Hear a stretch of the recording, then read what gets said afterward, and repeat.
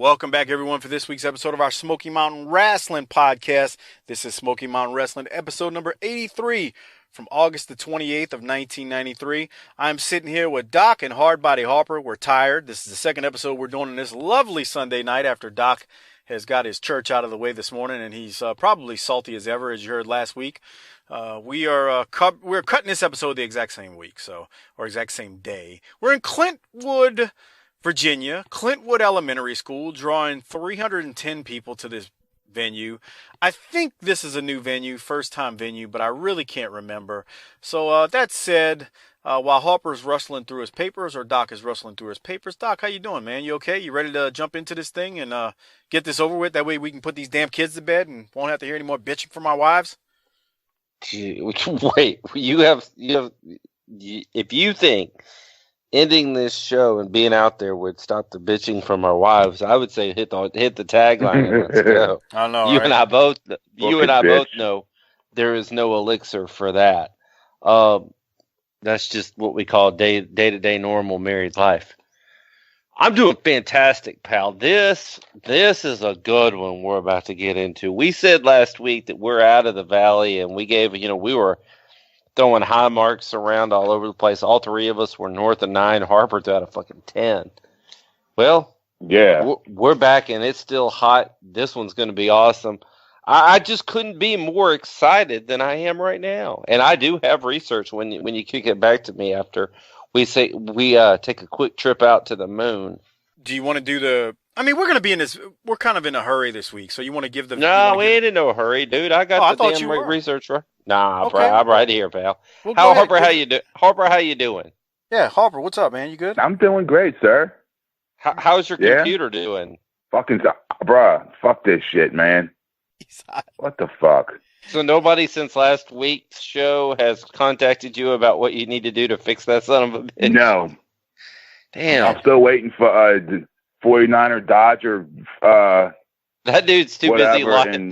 That guy's too busy locked in a Twitter battle with my fake account. You really? That's actually some awesome stuff they're doing. Feuding with each other.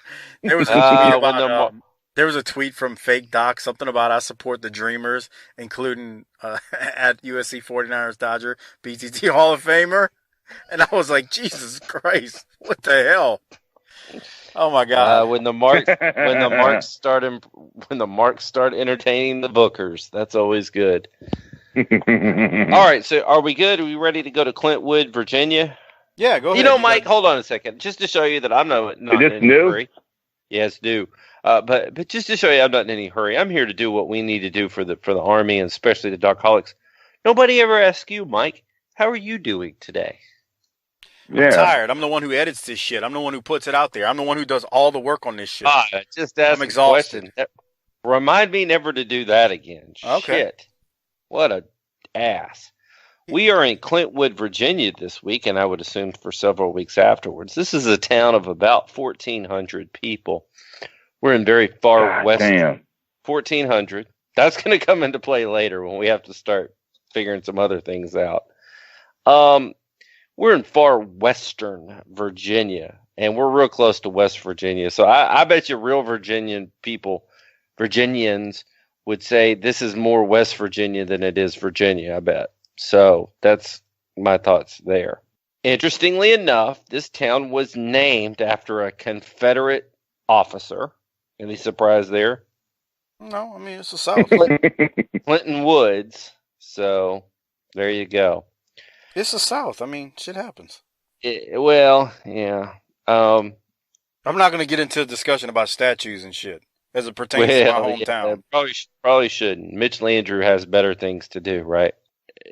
I would assume, Mike, you're not a big fan of bluegrass music. Take a fucking wild guess, asshole. Would you even know, like, if you heard some music being played, would you know to go, that's bluegrass music? Yeah, but I mean, don't do nothing for me. Real banjo heavy. Yeah. That's Ralph Stanley, who's a very, very big name in the bluegrass world, was from the same county as this town. Now, let's get into the stuff that everybody really likes. how many grains of salt do we have here, and how many grains of pepper do we have here? You know what I mean? Yes, Doc. Well, this may be, wow. I don't know that we've ever been in a town with this much honkiness. 98.52% white. It's a lot of fucking Holy white people. shit. So let's just What's the other 2%? Well, it's actually 1.5. They got 1.5 like mulatto. If you had 1,400 people, 1,379 of them are white. I'm glad this brings you so much joy, Doc. Well, that's like 21 people who aren't white. Okay. All right. That's crazy, huh? All right. Fuck. So, I don't know why is this so common? You're laughing. You think this is so funny and hilarious. Well, it's 0.19% black. I don't know that we've seen numbers like this before. I mean, 0.9%. You know how back in the day that would be like the racists would be like, oh, there's a black family that moved in. This is the whole town. It's like there's one black family. Well, that's crazy. You weren't. And it's not even. Go ahead, Harper. It's not even like it. It's like a 90% black guy. They're like it's only 0.9%. But they're like they have to be celebrities in town. They're like, did you see the black family at the hardware store? Oh, I heard they were over at the Mexican store. Because there's only one of them. There's only one family like that. It's like an Easter egg hunt at all times. Okay. Instead of find Waldo, it's like find Ladarius. I mean, come on. God damn, dude. Fuck. All right. Let's. Well, the median household income here is $22,663, and I'm a little surprised here, but only 21.6% of the population is under the poverty line. Interesting figure. What? It should be half, at least. Yeah, you would think so, but there was a. Stop making fun. Well, now, hold on. I also looked at their top 10 employers, and I think there was like some, like the county's behavioral, mental health facilities, and so I'm sure there's a lot of future school shooters that are roaming around. Oh, okay. Oh, you see that? Well, with all those white people and so many poor people and not a lot of industry, it seems like all the perfect recipe in bluegrass music, it seems like all the perfect recipes for some shot up schools. So anyway, Clintwood, Virginia, welcome to the... Okay, I'm editing that out. You can't joke like that, bro. Why? Welcome to AR-15, AR-15, AR-15. Okay. Bump stock.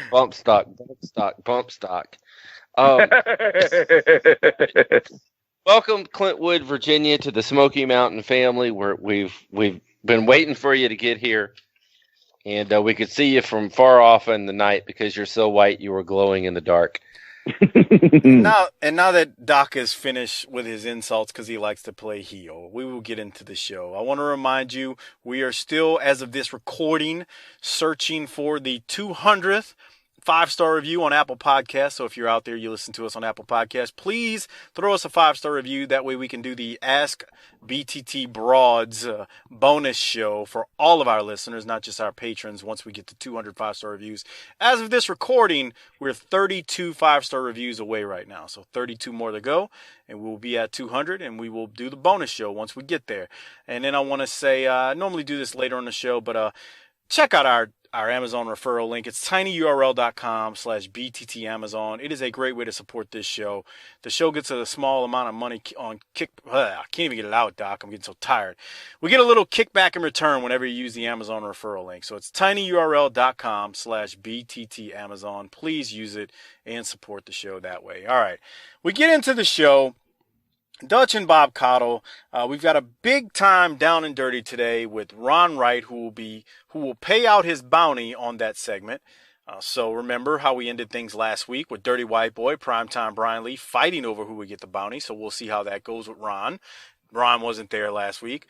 Dutch doesn't tell us who, though, Ron Wright will pay. So keep that in mind. Again, we'll find out. And the Dirty White Boy will be facing off against Mike Sampson for the Beat the Champ TV title match. Right after that, they roll into the first match. It's Robbie Eagle and the Dark Secret versus the Rock and Roll Express. It's a 3-minute match that sees the Rock and Roll Express defeat Robbie Eagle and the Dark Secret. Doc, did you have anything from that match? No, pretty standard issue rock and roll stuff. Yeah. Harper, what about you? Anything from you? Yeah, same old shit we've seen before. Yeah, same. I mean, it was an enhancement talent match. What more can you do? After that, we roll into a Rock and Roll Express promo. Now, I'm not going to play it, but I will mention this. September 11th, the Rock and Roll has put their hair on the line against the Bruise Brothers in Morristown. Ricky takes another shot at someone with that "my daddy wasn't a promoter" comment that he made a few months back. Last time he said that, there was a lively debate on Twitter about who he was referencing, and we even talked about it.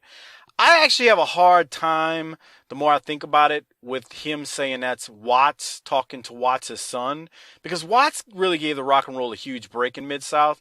Some people messaged me and said they believed he was talking about Watts. Others said he's talking about the Von Erichs. Some of them even said he was talking about the Jarretts.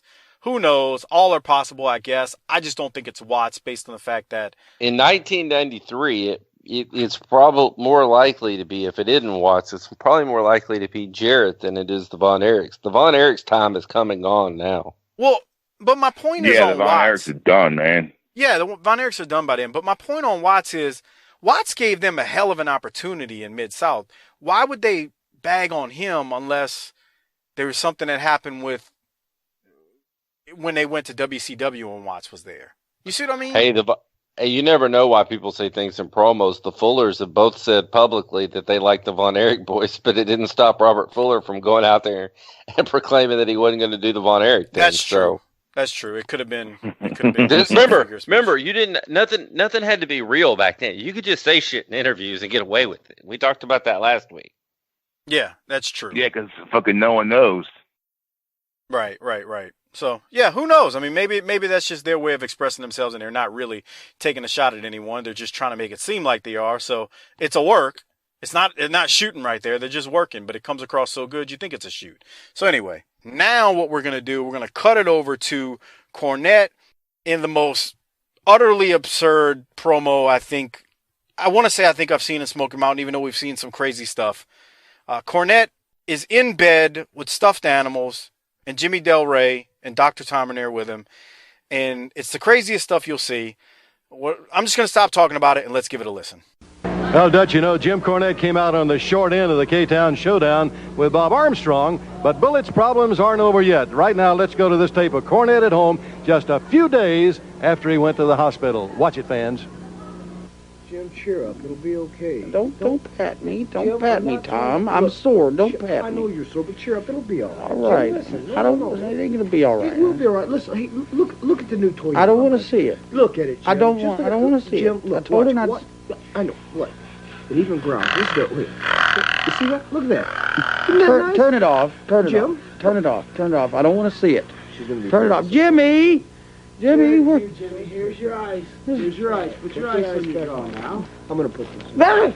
That's too cold. Give me warmer ice. No, the doctor said you I got. don't care what the doctor said. No, you gotta do what the doctor tells you. Take care of yourself. We gotta get you back. All right, let me explain to you people exactly why this camera's in my house. It's the only time I'd ever let a guy like this cameraman in my personal house. The reason's real simple. You can see what Bob Armstrong did to me. He tried to mutilate me. He's a homicidal maniac. But it wasn't bad enough at the K-Town showdown what he did to me. He immediately, the day after that match was over with, he went to the Smoky Mountain Wrestling Board of Directors and he asked for his job back as commissioner. After all the things that he tried to do to me and my men, after the way that he tried to mutilate me after the way that he's talked about us, then he goes and he says, oh, my work is done now. I did what I said I was going to do. Now I want to be commissioner again. How can a guy like that, a pathological maniac, how can he be making decisions on me and my men? We'd be done in Smoky Mountain Wrestling, and I realized that, and so did Bob Armstrong. So what did I do? I called my lawyers. I had a few injunctions filed. I had a few grievances filed. I went to the Smoky Mountain Wrestling Board of Directors, and I said, there's no way that this guy can be allowed to be in a position of authority ever in Smoky Mountain Wrestling again. And I filed those injunctions. I stopped it. They can't proceed any further. They can't make any decision on Bob Armstrong as long as I've got things held up. So then I said to Bob Armstrong, because I still want to get him back. I'm done getting in the ring with him, that's obvious. But I still want to get even with him. So I made Bob Armstrong a little deal through my attorneys and through his attorneys. I said, if you'll take 2 matches, Bob Armstrong, if you will wrestle 2 matches that I want, then I'll drop these injunctions. And we'll just see who the better man is, and we'll see who the commissioner's going to be. Now, you see, Bob Armstrong, he thought that he was going to stop the Heavenly Bodies from going to SummerSlam, but no. They're going to be there. They're going to be challenging those Steiner brothers for the World Wrestling Federation Tag Team title, and if I have to be wheeled out of that ring in an iron lung, I'll be there too in Detroit, Michigan. And then he thought that he was going to rid the Smoky Mountain Wrestling area of Jim Cornette, ruin my dominance of professional wrestling. Well, that couldn't be further from the truth, because even from my bed here, I can still orchestrate things just like Al Capone from his prison cell. So, Bob Armstrong, here's your deal. And for all the rest of you rednecks, I want you to understand this and understand this good. Bob Armstrong, the shining knight of Smoky Mountain Wrestling, everybody's hero that goes around mutilating innocent wrestling managers, is going to have to wrestle 2 matches. He's going to have to wrestle in Knoxville, Tennessee on September the 12th, and he's going to have to wrestle in Johnson City, Tennessee on September the 17th. The match that takes place on September the 12th is real interesting, because the man that I'm bringing into Smoky Mountain Wrestling is going to face Bob Armstrong, and if Bob Armstrong wins, then he gets to be the commissioner of Smoky Mountain Wrestling again. But if my man wins, then me, Jim Cornette, I'm going to be commissioner of Smoky Mountain Wrestling. And believe me, things are going to be run just a little bit differently around here. And then on September 17th in Johnson City, I'm bringing another man in. And Bob Armstrong's going to wrestle him. And if Bob Armstrong loses that match, then he's got to leave Smoky Mountain Wrestling forever. But if my man loses that match, I've said that I'll leave Smoky Mountain Wrestling. Because you see, I'm just that sure. Just that sure of these 2 guys that I'm bringing in. Now, everybody wants to know who they are. Well, September 17th is going to be kept a secret. It's my secret weapon. Nobody's going to know. Could it be Yokozuna from the World Wrestling Federation? Could it be a maniac like Kevin Sullivan or Abdullah the Butcher? Could it be... Well, it could be anybody. And Bob Armstrong, you won't know until you step foot in Freedom Hall who it's going to be September the 17th. But all you got to know is if you don't win that match, then you leave Smoky Mountain Wrestling. But I can't resist, I can't resist the temptation to tell you about September the 12th, Knoxville, Tennessee, the Civic Coliseum. Bob Armstrong, you're going to be facing a man who is without doubt one of the wildest men ever in professional wrestling. He's a former NWA World Heavyweight Champion. He's a legendary name in the sport of wrestling. And he's also a homicidal maniac just like you are.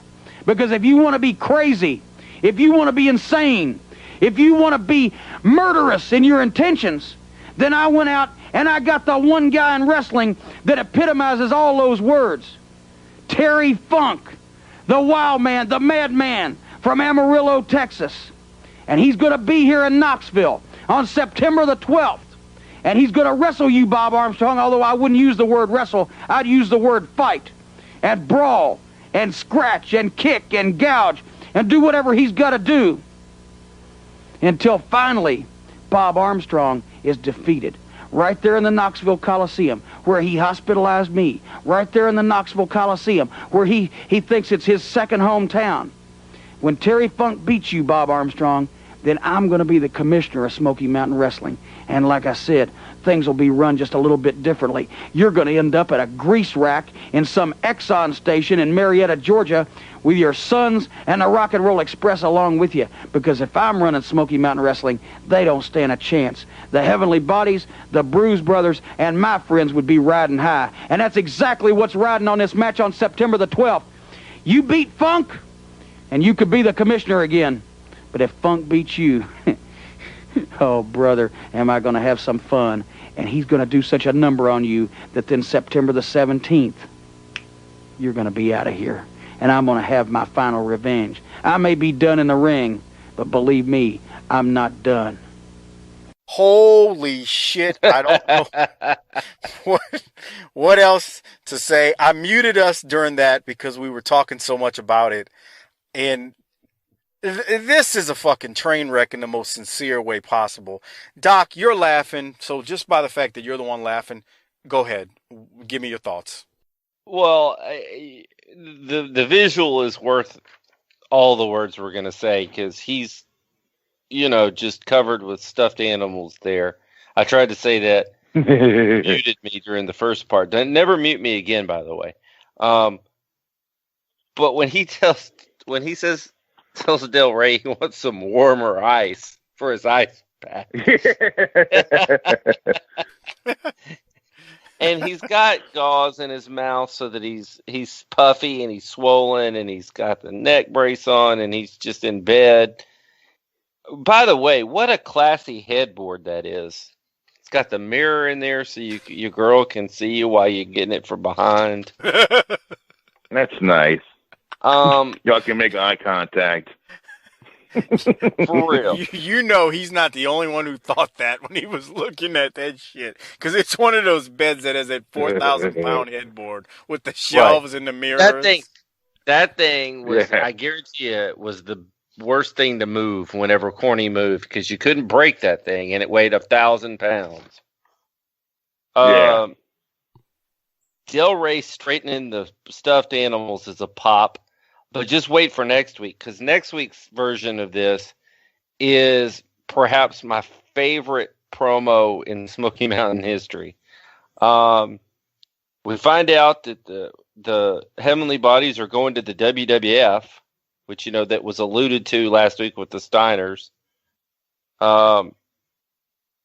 You could the thing that gets me with him straightening the animals, you could also see Del Rey playing with the animals off camera. So I'm sure that was not in his script.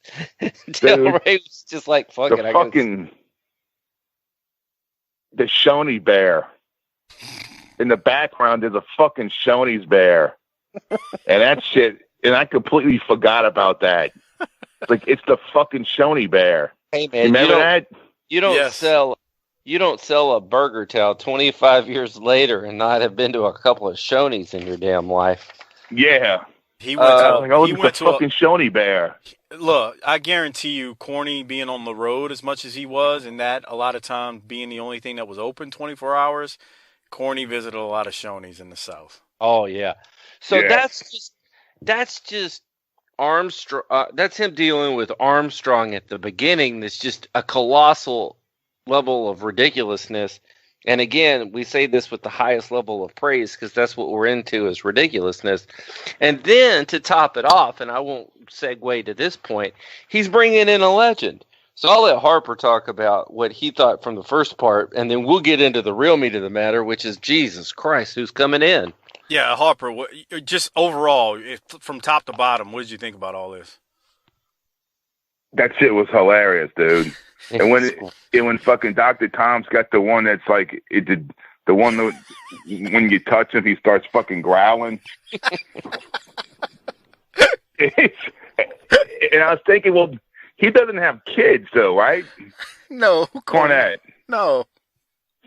So where'd he get all the fucking stuffed animals from? Are those really there? Chalk that up to another question I gotta ask Corny when I talk to him. Where did you source your stuffed animal? It's like someone went to the fucking claw machine and just went fucking crazy. keep going, Harper. I agree. Oh. Dude, but seriously, that fucking Shoney's bear. that brought back a blast from the past from my fucking childhood, man. I used to love going in there. I mean, back when I used to have them around, but they had the little comic for the kids to read, and I was like, man, that's so great. The fucking Shoney Bear. Oh, this was a train wreck, and it was beautiful. What else you got from it, Harper? Yes, it was. Anything else? And the ice. The warm fucking... And the ice. You wanted some warmer ice. And I was thinking, how could you make a fucking warmer ice? And then wouldn't it be nice that he comes back with a bag of water? He went and put it in the microwave, and it melted. Yeah. He's like, what are you doing, Jimmy? Don't do that, Jimmy. What is this? Well, I put it in the microwave, Jim, and I warmed it for you. I gave it a wiggle, a jiggle, and the whole kit and caboodle, Jim. Here's another spoiler for y'all. This ain't the last time that this scene happens. This is gonna happen again. Next week's is even better. Keep going, Doc. Well, and so in his efforts to fight Armstrong in the match to see who's the commissioner, I'll just lead you into it, Mike. But we're bringing in a huge name. It's time for we don't have to worry about spoilers because he just tells us straight up with no build here. We're just there. And so, Mike, who's I just think... He said it, but he's bringing in Terry Funk. Yeah. Bruh, I mean, I saw... Go ahead, Hopper. When I saw that fucking promo, I swear to God, he looked like... Remember Big? The movie Big with Tom Hanks? Yeah. Yes. The fucking genie thing when he put the quarter in it and it talked or something and it had the little fucking card came out. Yes. He looked just like the fucking genie guy from that fucking machine from fucking Big. I thought he was going to try to read me my fucking fortune or something. Okay, so before we get over to I'm going to play it in a second, but... Because Funk is in the Terry... We've now had Terry Funk here. Well, let me... Everybody... I told you a long time ago, everybody but Hogan and Flair comes through this piece. Here comes Terry Funk. Mike, before we go there, what were your thoughts about Corny in bed with the stuffed animal? Well, I mean, you all said it all, so I'm not going to repeat it. But the one thing y'all didn't talk about, how Corny starts crying about the injustice and injunctions and grievances that he's now got filed on Bullet Bob because of what's happened. And you even mentioned the gauze in his mouth as he's trying to talk about this. And then, holy shit, he says he's bringing in Terry Funk September 12th. If Funk wins, Cornette will be the new commissioner of Smoky Mountain Wrestling. If Bullet Bob wins, Bullet Bob is again the Smoky Mountain Wrestling commissioner. Now, that's a big deal. So, I would say more about Funk, but Harper kind of let the cat out the bag with the promo. I was gonna play that right here. So, are y'all ready to hear from Funk? He's a fucking crazy man on this promo. Hold on. Stop. I did a little research here because this is what we do here. Just keep in mind when you listen to this that Terry Funk is a one-time, for many years on end, NWA heavyweight world champion when that shit meant not something, everything. Amen. And he is 49 years old here. All right. I thought that was important to mention that he's damn near 50, a former world champion, and he's lost his damn mind. Right. Let's play Terry Funk here, former NWA World Champion. Knoxville! Here I come! Oh, yes! And who is it? It's Terry Funk, the hanging judge. And who is the jury? Not you perverted punks, pukes, idiots, and imbeciles out there. The jury is Jim Cornette. And what are we trying?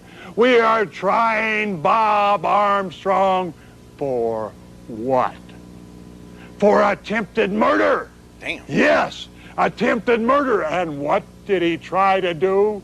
He tried to kill the professional wrestling business. He tried to kill Smoky Mountain Wrestling is what the man tried to do by putting his sons on television week after week after week when we all know that they are just a bunch of bastards looking for an easy buck with no talent? How could they have talent when their father has no talent? That's what I'm going to ask you. And what else is, how can you stand out there and watch a man that is on welfare, yes, welfare already, walking around the ring on a pair of crutches representing you people from Tennessee? Well, you're not going to have to worry very long, because he is not going to be commissioner again, and he is not ever going to defeat me in that ring. Because why? Because he is so old. Yes, when I get him in there, I am going to pull out his hair. I mean hair. I mean hairs. One hair there, one hair here, one hair there. Oh, yes. Armstrong, you better get ready, because I am the best at what I do. Meaner than a rattlesnake, tougher than shoe leather, more dangerous than a hollow-eyed scorpion. I'm coming. I'm going to be there on the 12th. On the 12th. Do you hear me, Armstrong? Can you hear me? Oh, fuck. Doc, go ahead. Harper kind of had said what he had thought, so I'll throw it to you first. My first note, so it's Harper went there first. I'm gonna stay there. What the shit is he wearing? And where would you buy something like that? And why would a 49-year-old man be in possession of such things? Because he's Terry Funk. Yeah. You can't skip over, if you don't watch this along with us, you cannot skip over the production values that are occurring here. There's lightning bolts that streak across his face, like across the screen every few seconds. And at the bottom, he says, "I'll see you pukes in Knoxville soon," or something. Knoxville is misspelled to Knocks, Knoxville, instead of the X. I just remember they used to shoot tapes and then send them across the country. I just was like, dude, did Terry sit out there in Amarillo and do some peyote or some mescaline and decide to cut his promo for Corny? And Corny got it. It was like, I don't know what this is, but I don't have time to get another one, and just play it. I don't know. Talk about things you wouldn't get away with in 2018. He called the Armstrong boys bastards. Boy, did he. Yeah, he said that Bob Armstrong was killing their promotion by putting his kids in the ring. He said he was on welfare. All I could think at the end of this is, boy, we thought Sullivan was insane. Yeah. And you got to remember, this is Funk. Like, okay, so let's put this in perspective. And some historian, he's probably going to Japan a lot, but I ain't trading tapes, so I'm not seeing this. He'd been in WCW in '89, which is great shit he did with Flair, but that was 4 years ago. You could say he was in his mid-40s then. He's in his late 40s now. He's done some things in ECW, but ECW hasn't blown up to where it's big. Right. Funk's largely been off the radar of the average fan, and he was crazy in the deal with Flair in '89, but this is just lunacy, and this is where he starts to reinvent himself into that guy that will continue to wrestle for another 12 to 15 years. Another 20, actually. I mean, isn't he? Right. I can't add nothing more, man. This is insane. He killed me with calling them kids bastards and stuff. I was just like, oh my God, he's really digging in deep. Once again, shit you're not going to hear now. Harper, did you want to add anything else? I don't have anything. Doc pretty much summarized everything I had. Yeah, I mean, he sounded like he could have kept going. He could have if you let him. Yeah. But yeah, calling them bastards, and then he said something about they're fucking perverts or something. I didn't hear. I may have missed it. Just the whole. He buried his family. Yeah. Now Corny's been. He said something about. Go ahead, Harper. Yeah. He said something about them being perverts and calling them bastards, and they're fucking killing the wrestling business. And this is grade A fucking shit, man. Yeah, this is good heel stuff. And it's crazy. And Corny, the thing is, Corny buried Bullet Bob. I mean in a working way. Corny buried the family too in his promos, but Funk takes it to that same level, if not further. Yeah. Oh God, yeah. Remember that what did he say about the sisters or something? Conceiving in a car. About the Armstrong. Yes. Something, yeah. just insane. Yeah, shit. and I mean, we said it before. It was someone comes out, another big name comes in, man, and it's fucking Terry Funk. Yep. Yeah. Yep. I mean, these things pay off. Main eventer. Yeah. Former NWA champion. So this ain't some guy that you're putting on front of the poster and go, well, maybe it'll sell 6 more tickets. This is Terry Funk. Yeah. Right. Well, and we just saw the Big Boss Man. Right. You just saw Boss Man. Let's keep going because to make matters worse, but we literally go from Cornette in bed with stuffed animals, talking about the challenge that he's got with Funk, now with Bullet Bob, and then Funk cuts a crazy promo, and now we're gonna hear from Bullet Bob. He's got to respond. So let's hear from Bullet Bob now. After all of this, here that is. Bob, I know the fans thought you were rid of him forever. Well, you know, Bob, I never wanted to be a wrestler in the first place. What I wanted to do was get back in the ring, get even with Jimmy Cornette, and that would be the gist of it. That's the end of it. That's the only reason I put on wrestling tights. Now, he played a dangerous game, and Jimmy Cornette, he lost. So he's out of it. So what does he do now? He gets me about 40 miles of bad road that I got to walk it. But I'll tell you, brother, I'm ready to walk it. What he's done is on September the 12th, he said that he'll delay his injunction and take it completely away if I wrestle to see who's the commissioner, either me or James E. Cornette. Yeah. No way, Jim Cornette, commissioner. But listen, no way. The thing about it, Bob, is he's not wrestling himself. He's not able, but he's hired a homicidal maniac, like he always says I am. He's hired Terry Funk, who's the #1 madman in professional wrestling that'll hurt you any way he can, and it'd rather than hurt you than beat you anytime. Now, if Funk beats me, James E. Cornette will be the commissioner, and pardon this expression, but if he's commissioner, Smoky Mountain will go to hell in a handbag. Yeah, but I'll tell you this, just 5 days later in Johnson City, he's bringing a surprise man. Who knows who it'll be? I can't find out. I've called everybody I know. Jim Cornette's keeping a big secret at Freedom Hall in Johnson City on the 17th, just 5 days after I have to wrestle Funk. If I beat his surprise man in Johnson City, he'll have to leave Smoky Mountain forever. Now, ain't that a good thought? I like that. A real good thought. Yeah. We can color James Cornette's fat fanny gone because he'll be gone. But in the same spot, see that 40 miles of bad road, if I lose that match, I have to leave forever. And Cornette can run things the way he wants to. So within 5 days, I've got to wrestle Terry Funk, the madman, in Knoxville on September 12th. That's Sunday afternoon. If I get by that any way, shape, or form, I've got to go right there to Johnson City and wrestle him. He may weigh 500 pounds. He may weigh 300. But I've got a road to hoe, brother, and I intend to hoe it because the winnings are worth it.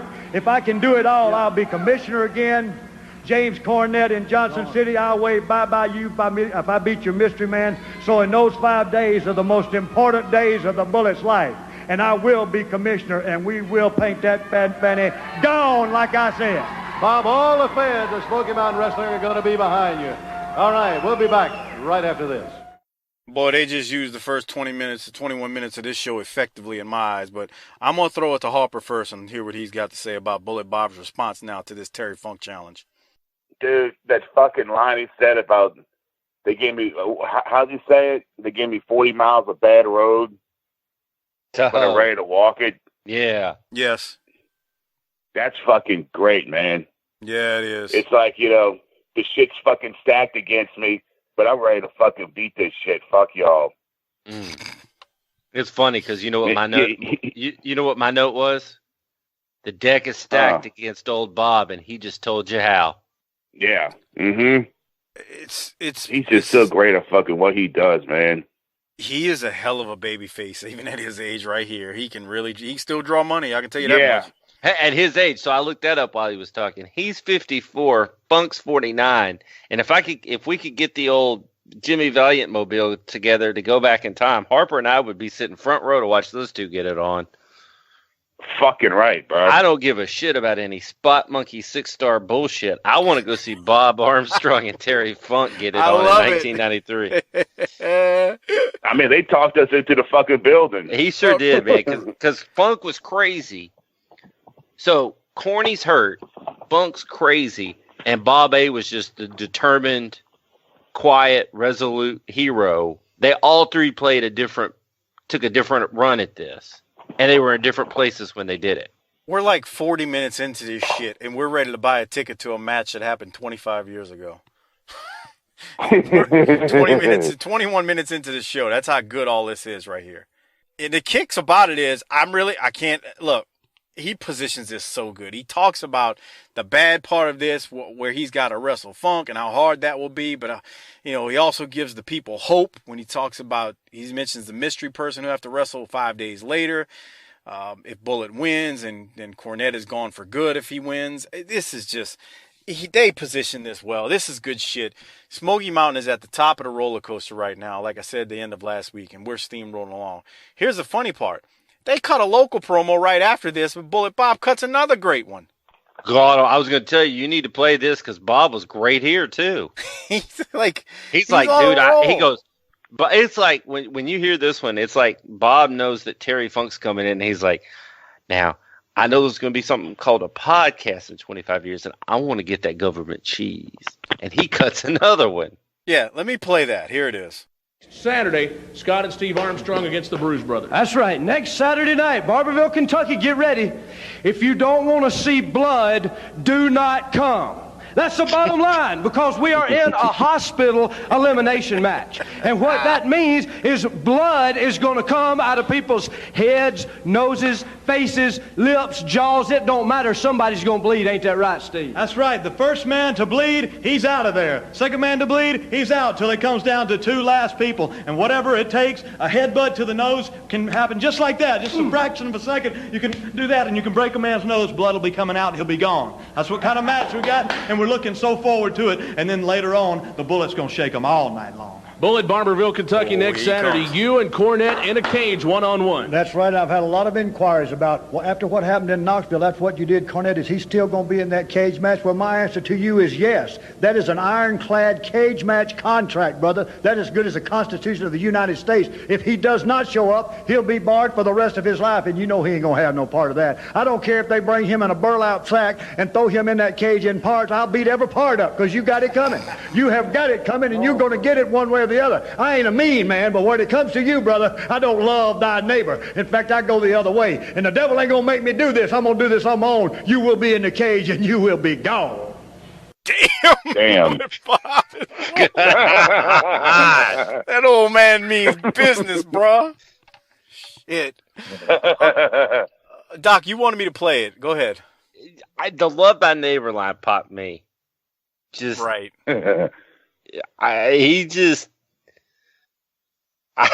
only thing that would have been better is if he was doing some of those goofy dance moves while he laid that shit down, dude.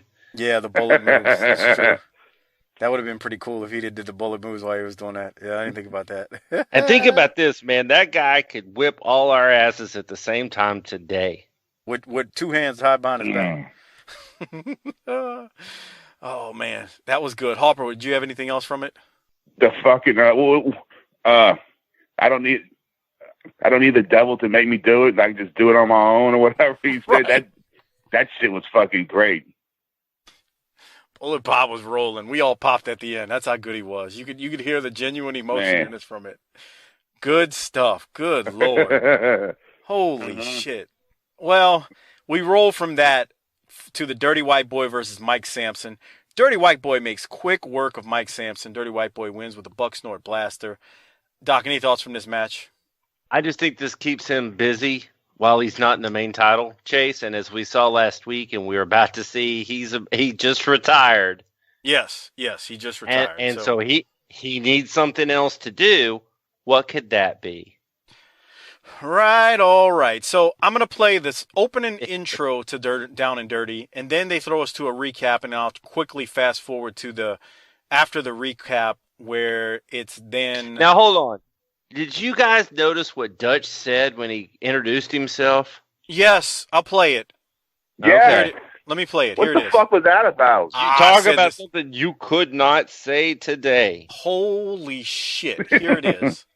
Hello, everybody. Welcome to Down and Dirty with Dutch. I'm Adolf Hitler, and you're not. White boy, congratulations. You're retiring undefeated, beat the champ, a lot of money on the line.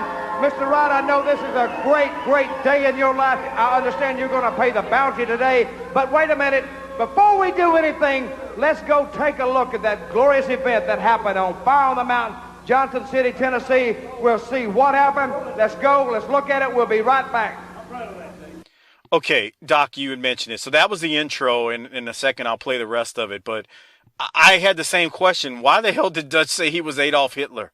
I think he may have done it. Maybe the crowd was dead, and he did it just to give him the pop, maybe. Oh, yeah, like shock know. factor. Okay. Maybe so. Right. Because I don't know how he's being Hitler here, but yeah, that line caught me. I was like, what the fuck is he talking about? But whatever. Okay. So they threw us to a recap. They show the end of the match. They show where Tracy gets injured. So after that, they then come back, and now we're going to hear who Ron is going to present the check to as far as the bounty check. So to paint this for you, Dirty White Boy is looking all happy. You know, he thinks his man, Ron Wright, who he's been taking care of, is about to give him the check. So I wanted to paint the picture of Dirty White Boy being happy, seeming like he's about to get the check. That's it. Here it is. Here's the rest of Down and Dirty. All right, you saw it. What happened at Fire on the Mountain 93? Mr. Wright, are you finally satisfied? Let me tell you, I've never been so happy. I'm so happy, I just about lost my voice and can't talk. I took the last $25,000, got a cashier's check here, every dime I could borrow, beg, and steal, and cashed in my insurance policies to get this money together to get rid of Mr. Tracy Smothers. And I want to be proud to present this check to the man that took him in the match and got rid of it, Mr. Primetime Brian Lee. I've never been so happy. I'm taking triple heart medicine. What are you talking about? I'm the man that put Tracy Smothers out. It wasn't him. I did it. What are you doing? With him. He was the man that had the match in our heart. I'm the man that put him out. Hold up. It was my match. I signed the match. Nobody asked you to bring your fat butt out of the dressing room and drop it down. I had him in the figure four. I could have broke his leg 10 times without you. Brother, just listen to me and listen real good. If it wasn't for me, you wouldn't have that heavyweight title around your belt today. Oh, if it wasn't for you. Wait a minute. Wait a minute, guys. Miss Fitz, do you have something to say? You know, at first, Ronnie saw it a little differently, too. He saw it the way White Boy sees it. But, you know, we sat down, we had a little talk about it, and now he sees things differently. He sees things the way Brian and I see them, don't you? Yes, ma'am. Whoa! You might ought to go get me a double dose of my heart medicine. My heart's just about to come out of my body here. Get me some of my heart pills here. Oh, God, Ron, what have you done? I can't believe this. We're going to go make our plane reservations, and Ronnie, we'll send you a postcard. Mr. Wright. Yes, sir. I appreciate it. They done a good job. You need to go. You just gave 20 grand away. We got to go talk about this, bro. You go get me my heart. You need to take some mind pills or something. You've done lost it, Ron. There you heard it, fans. We'll be right back. Don't go away. We'll be back in 120 seconds. Well. Harper, your thoughts? You think Tammy had sex with old Ron? Damn, I wasn't expecting that. I mean, she was rubbing up on him, and you know, Dude, when shit. she kissed the top of his head, I came unglued. Just wait. I mean, it gets better. You can see a bulge in his pants grow. Bruh, I'm surprised he didn't get up out of that chair when that happened. Let me tell you something.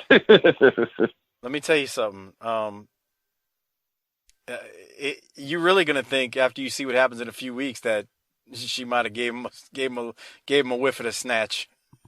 What? Oh God! I'm just saying, there's something that happens in a few. You know, I hate to break this down for you, but not all girls smell down there, pal. It was a figure of speech, dumbass. Oh, okay. I didn't know. I don't mean that sure. Tammy literally gave old Ron deep, Wright a bro. whiff of snatch. Fuck. I'm leading into it like it actually happened. You know how we treat it like a real sport sometimes. Damn. Oh, yeah. Okay, Doc, you got things to say. What did you think about this? Well, Ron wouldn't be the first man to forget bros versus hoes and turn on his buddies for a piece of ass. And you got to think about it. When's the last time an old man like Ron's been wooed by a young sweetie like that? Probably been a long time. And all those people in that territory have been like, she's an evil scorpion woman. But all the dudes, they got eyes and they see this and they're like, dude, she may be an evil bitch, but I'd still tear that up if I got a chance. So they all can sit there and say, I could see that. I could see Ron doing that. Yeah. And it makes Ron look like the devil because Dirty White Boy, who's a dirtbag, stood by him and helped him get all the medications and the surgeries, and they went up to New York with the doctors. And just like this, without much warning, he's let a couple of boobies and a hatchet wound down below change his mind on the Dirty White Boy. That's a nice talk. Okay. Yeah, we got trouble in paradise. We really do. I need to remind everyone, Dirty White Boy and Ron Wright have been together since around episode 7 of Smoky Mountain, and here we are at episode 83. Are we about to deep see in this? Are we about to see the end of this dynasty? I mean, we're talking nearly 80 weeks of this, these two as a pair. Some really, really good times in a promotion. What the fuck? This is everything comes to an end, son. Everything great comes to an end. You're right about that. Democracies, wrestling partnerships. That's nice. That's classic. AR-15s. Oh boy, here we go. All right, well, we'll keep going. That was that. So look, why are you so nervous, man? No, I'm not nervous. Here's the thing about that. Nothing was resolved right there. I mean, he gave Primetime Brian Lee the check, but they dangled the carrot like there's more to come because Dirty White Boy is pissed with Ron, and now it's like, wait, this ain't over. There's more to come. Just because he got the check don't mean this is closed. I bet now none of y'all said something that I caught. Yeah. Did you hear Dirty White Boy say 25,000 instead of 20? He also said that he had that belt around his belt. Fucked up. Yeah. He might have did that on purpose too, though. I thought it was 10,000 a long time ago. And remember, I kept asking why they still have the bounty out if blah blah blah. And now we know. Yeah. Right. That's true. The other thing, Ron was getting real nervous. Dirty White Boy, go get my heart medicine, brother. Brother, I need my heart medicine. Can you go, Dirty White Boy? Can you go in the back and get? I'm gonna need my heart medicine. He was getting real nervous right there, bro. Real nervous. So okay, we'll keep going. I thought it was because Sonny had his pants jiggling and he was afraid he was going to go too far. That's nice. Well. So after that promo, we get Tim Horner, and let's listen to Tim Horner here. Now, remember, he's still involved in a feud with Candido.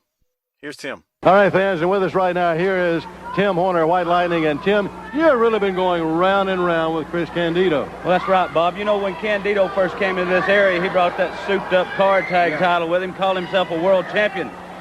You know, and when he come in here, I thought it was a joke. I'll be honest with you. I thought, well, shoot, I'll just have a little fun with him, But the fun is out now. The party's over, Candido. This is serious business. What you've done was you embarrassed me in front of my fans. You embarrassed me in front of my family. And that don't cut it with me. I don't like it one little bit. When kids are small sometimes and they get kind of being little brats, and sometimes get crybaby and whining around, you got to go cut a switch or you can go get a belt.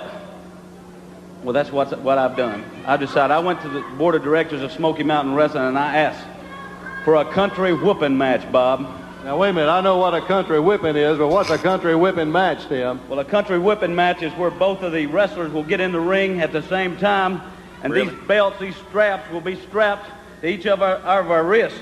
Now, they won't be connected in any way. That means at any point in the match, We can strap each other. I can get in there right off the bat and I can start strapping, or I can choke him with it, or I can throw him over the top rope, or I can do anything I want to with it. Bottom line is, Candido, the party's over. It's serious business now. You're going down, and I'm going to take you down. Country whipping match, fans. All right, let's go to the ring. Okay.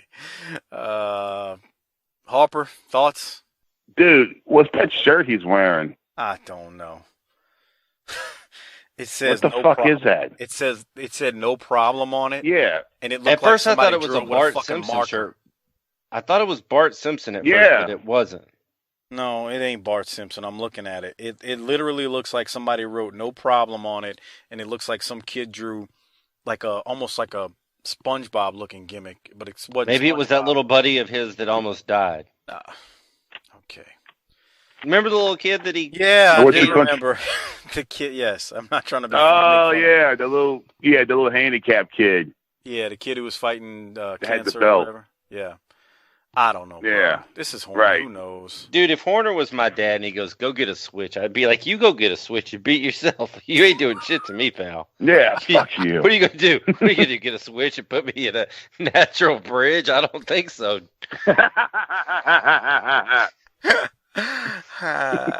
Oh, man. That's some Take old your little time styrofoam fucking lightning bolts and shove it up your ass, Dad.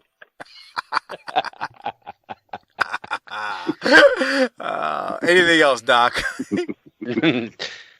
Oh, I don't know. It's always he needs to be back in the ring with Candido and not talking. We know that. Candido needs to be doing the talking in this feud. That was my thought. But Harper, anything else from you? I don't know, man. When I hear country whooping, it sounds like something off the menu at fucking Crackle Barrel.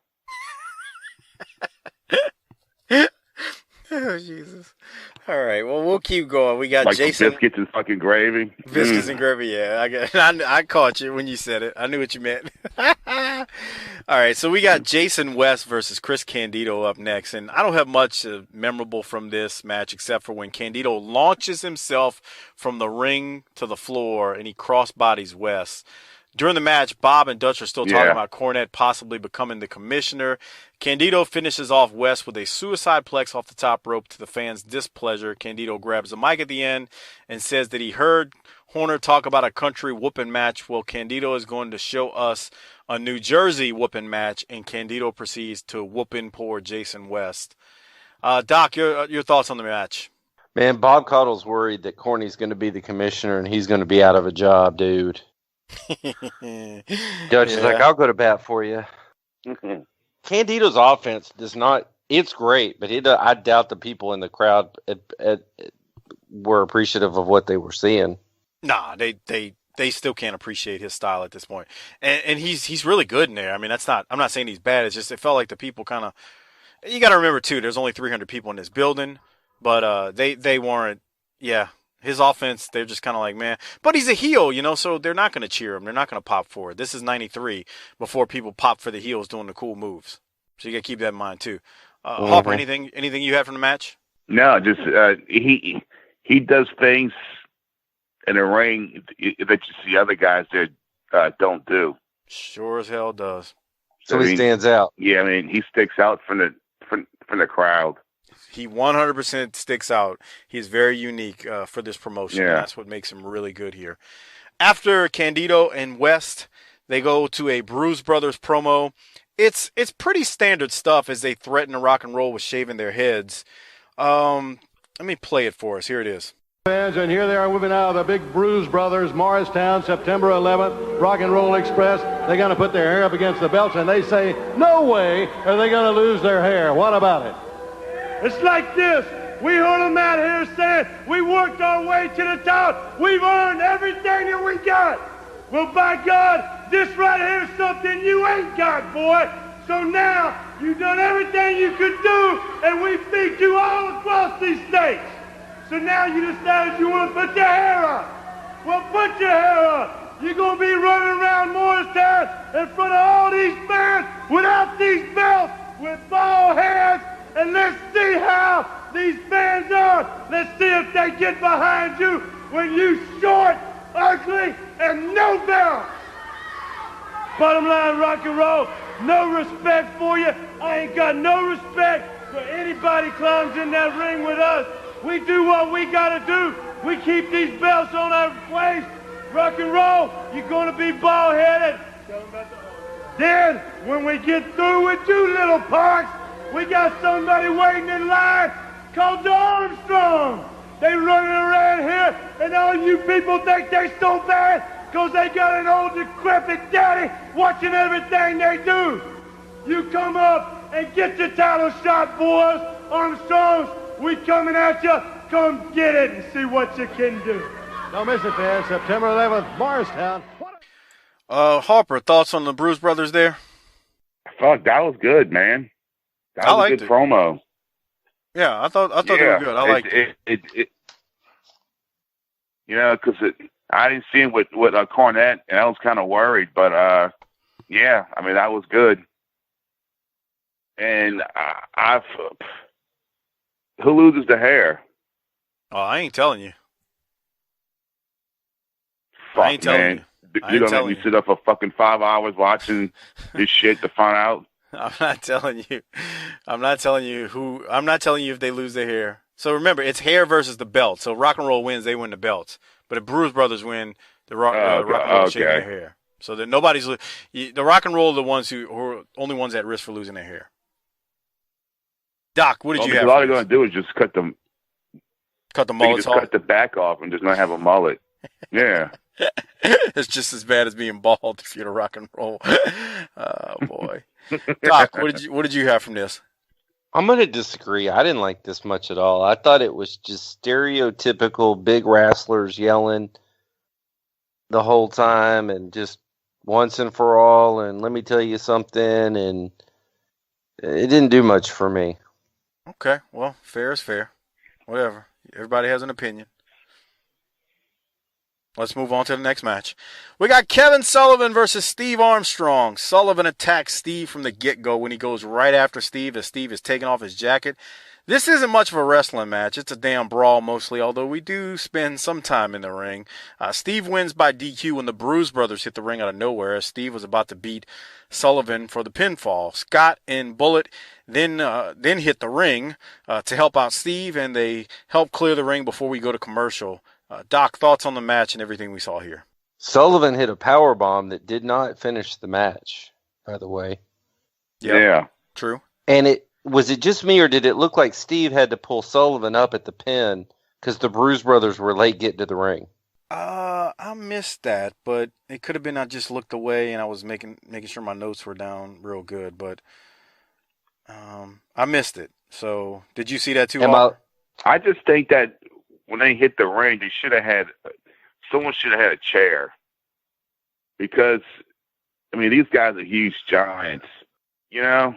Right. And it's just, Bullet. That would be the fucking equalizer, because I mean Bullet Bob's, he's the oldest guy there. He's not gonna beat the shit out of these two guys. So I think one of them should have had a chair. Yeah, I could see that. Whatever. No. I can see that. Even though they're big, it's still, hey, bring the chairs to the ring because you're heels. Doc, I just watched what you said. I don't know if he picked them up or if because they were in his line of sight, he saw them coming, so he got up so that he wouldn't get hit in the back, but they still were able to attack him because it was 2-on-1. But I saw exactly what you're talking about. It almost looks like he picks them up. It's kind of hard to tell, though. And imagine if Sullivan 93 and Funk 93 fought each other. Jesus Christ. Oh. Would have been pretty. That'd be some badass shit, I can tell you that much. Or imagine this one. Here's another fantasy booking I put together thinking about this. What about 93 Sullivan versus 86 Ron Garvin? Oh. Damn. That they would have beat the shit out of each other. Right. Oh, hell, okay. You want to really make it a bloodbath? Sullivan and Garvin and Wahoo in a three-way, just fucking pounding on each other. With Funk doing intermittent run-ins for no screw reason. It. We'll make it even better. We'll do it a four-way. Yeah, that would have been a hell of a. God, there would have been so much blood. They'd have beat the piss out of each other. All right. Well, we'll keep going. Doc, notes from the local promo. Did you have any? It was Not really. Me either. Harper, did you have any? No. Yeah, it was Del Rey. It was the Heavenly Bodies, but they were out without Corny because Corny's injured right now. So we'll go from that to the closing promo, which is Scott and Steve Armstrong. Here they are. All right, fans, with us right now, the Armstrongs, and of course, just a short time ago, the big ones, the Bruise Brothers, were out here, and they were saying what they were going to do to the Armstrongs. That's exactly right, Bob Cottle. Number one, though, I want to say the best of luck to Bullet Bob Armstrong, because he's got that man Terry Funk coming into wrestling. At Jim Cornette from his deathbed still got tricks up his sleeve. But number two, we would love nothing better than to have those Smoky Mountain Heavyweight Championship tag belts around our waist. And it's the Bruise Brothers that are champions right now. And if the Rock and Roll Express don't beat us to it, belts or no belts, big boys, you gonna understand, we know where to kick a man and bring him to his knees. It don't matter if he's tall as a pine tree. Kill him, Steve. That's right, he can be bigger than a mountain. But if he ain't got the heart of a lion inside of him, it don't mean diddly squat. You understand what I'm talking about? They took 3 of them just to try to do us in. Thank God for family. You know what I mean? Thank God for family. Amen, brother. Bruise Brothers, y'all are big and bad, but you can be had. We're going to prove it to you. All right, fans, the Armstrongs right there. Next week, we're going to have another great hour for you. All right. Scott and Steve there at the end. What'd you have from that, Harper? I want to see their dad, damn it. I think we all do at this point. We want to see what happens with Funk and the Bullet. That overshadows anything else that happened in this episode. Yes. Doc, your thoughts on the promo here? Pretty standard issue for them. Yeah. Not bad, but I mean, I'm sorry. They're overshadowed by their pops earlier in the show. They just are. So God, that guy's fucking awesome, huh? So with that said, I want to give out the government cheese first. I mean, disability checks. Here's the thing about this. This show, from the Cornette segment to the Funk promo to the Bullet Bob promo to the Bullet Bob local promo to Down and Dirty with Dirty White Boy and Ron Wright, those segments there, this show was a 10, but the other stuff brought it down. Last week I did a 9.25. I'm giving this an 8.9. What? Think about it. What? Okay, hold on, Doc. Robbie Eagle and the Dark Secret versus Rock and Roll Express. So you're saying that... Shut up and answer my question, asshole. I can't believe this. 8.9. What are you giving it, Doc? I want to hear Harper's. He gave a 10 last week. I want to give it a solid 9. A 9. There you go. And is it because of the matches? Yeah. I mean, think about again, Doc. Before Doc gives his rating, let me point out the matches to you: Robbie Eagle and Dark Secret versus. I know the Express. matches. We just went shut up, through them motherfucker. here. I'm telling you why I gave it an 8.9. Then we had the Rock and Roll Express give a mundane promo. Whoop-de-woo. Wasn't nothing spectacular. All right, there you go. We had a Tim Horner promo that was meh. We had Jason West versus Candido. Candido shined, but it's a bullshit match. I mean, nothing knocking on them. Bruise Brothers with an average promo. Sullivan and Armstrong didn't even go long because it ends up in a DQ. And then we get Scott and Steve give us an average promo. That doesn't hold the candle to what we saw last week. Now, the middle part of the show is like Harper said, 8.9 to 9 worthy. 8.9 for me, 9 for him. So what are you giving it, Doc? I mean, we saw Terry Funk. Right. What are you giving it, Doc? Let's hear this. I'm giving it a 9.7. And what did you give last week? 9.1,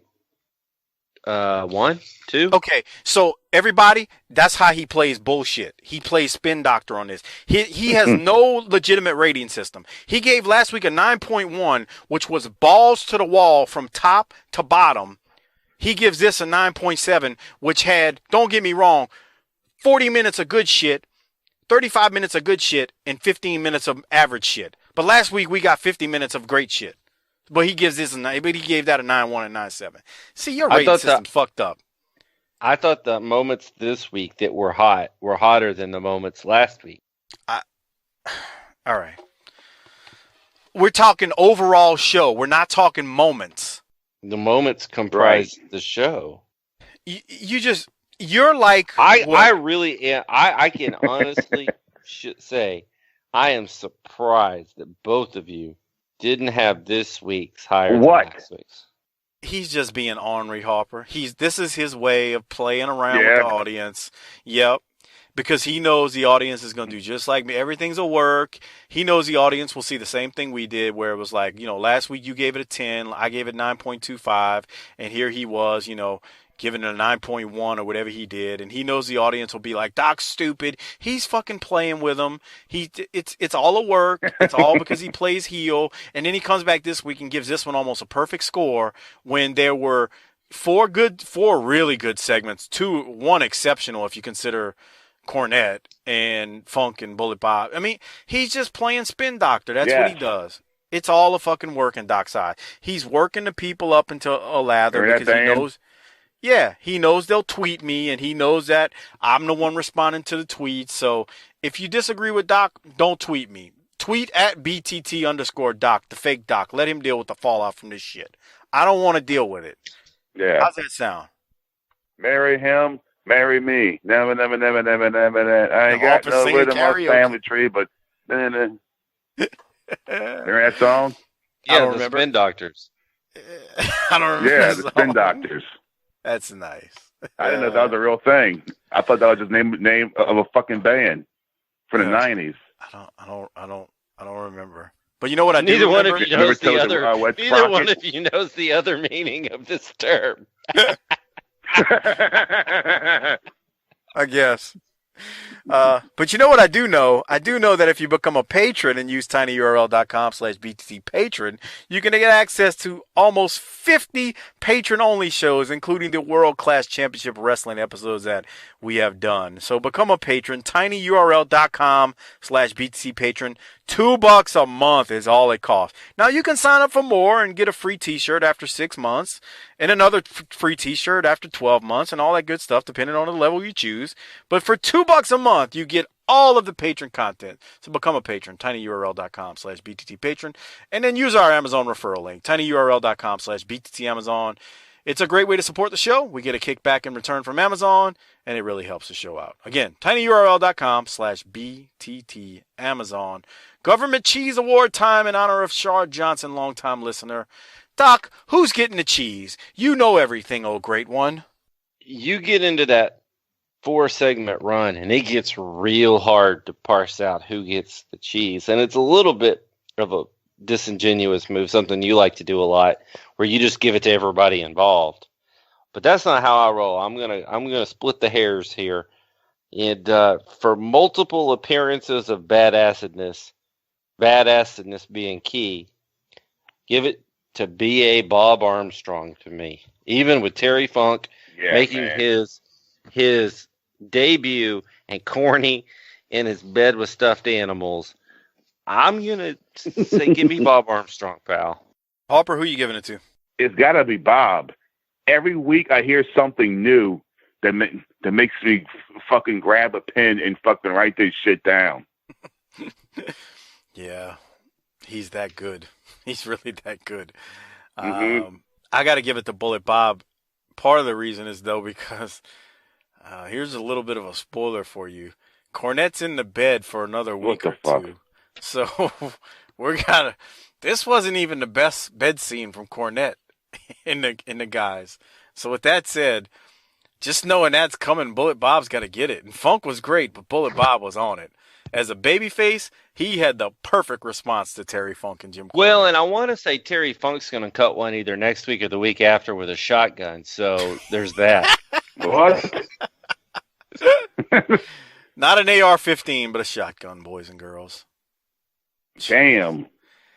Talking about things you can't do today. I don't know, bro. Imagine if somebody walked out on Raw and cut a promo with a shotgun. Yeah, imagine if fucking Steve Austin did the fucking Brian Pillman thing today. Oh God! You'd never think about things you'd never see. You know what that episode would be referred to as? The final Raw. Why? Yeah, it'd get pulled off the air. Or you remember the one where Austin puts the gun to McMahon's head and he pissed his pants. And Yeah. and the little flag came out that said "bang." Uh-huh. Imagine if they just did that. I mean, they'd be off the air. That Pillman thing was rough then, and it caught a lot of flack then. Yeah. They'd have to pull him. Can you imagine the outcry from people? That was stiff then. Imagine 2018 eyes and that viewing was like that. basically 20 years ago. Right. Mm-hmm. Imagine 2018 viewing that. Jesus Christ, people would lose their shit. I got a little nervous the other night. I was watching Super Brawl 3 because you and I were talking about it, and out comes Benoit, and I was like, is it okay for me to watch this? Bruh, that pay-per-view is exceptional. We need to talk about that main event at some point. Yeah, I haven't Vader made it and that far Sting. yet, but Super Brawl 3 is exceptional. I went back. all right, and nobody came here for a Shivani No. podcast. No. What I'm gonna say was I went back and I looked at it after Mullen and Morton on Twitter tweeted it to me, and I was like, all right, let me go in and look at it. And holy shit, one, I had already seen it. Obviously, I remembered it. And then I watched it, and I was like, yeah, this shit was as good as I remember. Anyway, we'll keep going because we gotta get up on out of here. So, hey, check out the Pro Wrestling Tee store. Check the links. It's in the show description. Facebook, facebook.com/booking the territory. Click shop now. That'll also bring you to the Pro Wrestling Tee store. Hit the like button while you're on Facebook. And then Twitter. Harper's at CJH Whodat. I'm at Mike504 Saints. The show is at BTT_podcast. Retweet the shows when they post, please. Share them on Facebook if you're on there, please. We would appreciate it. Make sure you check out the Wrestling Podcast About Nothing with Brian Malonis and Mike Crockett. Malonis is doing his thing now on ROH, tag teaming with the Beer City Bruiser. Former BTT guest back in the day. I'll have to look to get him back on because he's one of them old school guys we really, really do like. But they do their podcast, the Wrestling Podcast About Nothing, every single Monday. So just search Wrestling Podcast About Nothing and enjoy some of their classic stuff that they're doing these days as well. Lastly, shout out to the Hall of Fame patrons at 945 Sports Beat, a.k.a. Big Rich, Jesse Lucas, Joe Ice, at MPRU83, Al S, Ari Miller 39, at Justin_Andretti, Jay Shiny 21, at Natural Hacksaw, at Thin Man Within, Slider 91 US, at Ship Daddy 32, at USC 49ers Dodger, who's in a feud right now with at BTT_Doc, as I recall, at Gerald Green III, at T-Hog94, at SV Pageant, at Martin House 71, Tim Moretti, Godbold Unreal, and Convince Ray. Thanks for being Hall of Fame patrons. Oh, Codeman822, Cody Bryan, before I miss you. Doc, anything else before we get out of here tonight? Nah, bruh. This was a hell of an episode again. We're on the fucking upswing now. Smoky Mountain is in full effect. Hopper, are we on the upswing? Do you agree? Yes. I can't wait for fucking episode 84. 84. He's going to go watch it now. It's Sunday night. He's got time on his hands. Unless he goes... Yeah, fuck Walking Dead. Yeah. Nah. That's what's up to come on. You mean you're not going to watch Elimination Chamber? Never mind. No. Oh, boy. All right, Doc. We're going to get out of here. Hopper, hit the tagline. Take us home. Fuck it, bitch.